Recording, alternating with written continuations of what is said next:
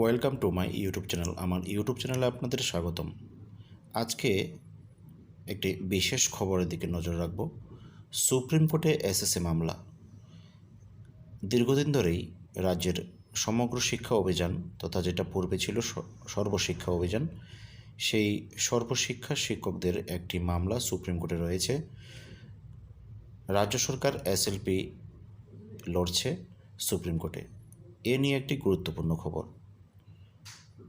SSC শিক্ষকদের মামলা প্রায় 3 বছরের উপরে এখনও সুপ্রিম কোর্টে বিচারাধীন অবস্থায় রয়েছে। এই মামলা সম্পর্কিত একটি বিশেষ খবর বেরিয়ে এসেছে। সুপ্রিম কোর্টে এসএসসি মামলা, শিক্ষকদের নিয়মিতকরণ।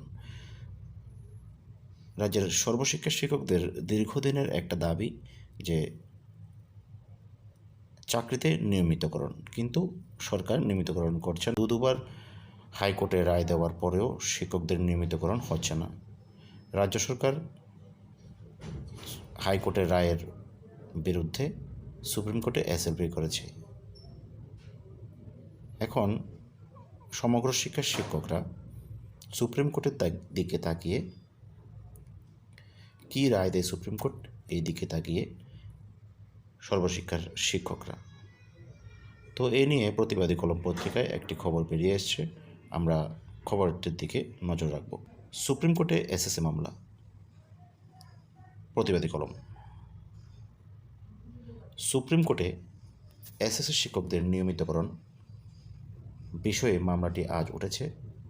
ত্রিপুরার সমগ্র শিক্ষা অভিযান এসএসএ অধীনে নিয়োগপ্রাপ্ত শিক্ষকদের নিয়মিতকরণ সংক্রান্ত মামলার শুনানি আজ সুপ্রিম কোর্টে অনুষ্ঠিত হয়েছে। তার আগে ত্রিপুরা হাইকোর্ট ওই শিক্ষকদের পক্ষে রায় দিয়ে নিয়মিতকরণের দিকে পদক্ষেপ নেওয়ার নির্দেশ দিয়েছিল। পরে রাজ্য সরকার সেই রায়ের বিরুদ্ধে দেশের শীর্ষ আদালতে চ্যালেঞ্জ জানায়। মামলাটি বিচারপতি দীপঙ্কর দত্তের নেতৃত্বাধীন বেঞ্চে ওঠে। শুনানির সময় অ্যাডভোকেট কিরণ সুরি বিষয়টি আদালতের সামনে উপস্থাপন করেন। আইনজীবী দিব্যন্ত সরকার জানান, বেঞ্চ প্রাথমিক বক্তব্য শুনেছে এবং শীঘ্রই চূড়ান্ত শুনানির জন্য একটি দিন নির্ধারণ করা হবে বলে দিয়েছে। এখানে একটি গুরুত্বপূর্ণ বিষয় যে শীঘ্রই চূড়ান্ত শুনানি দেবে সুপ্রিম কোর্ট।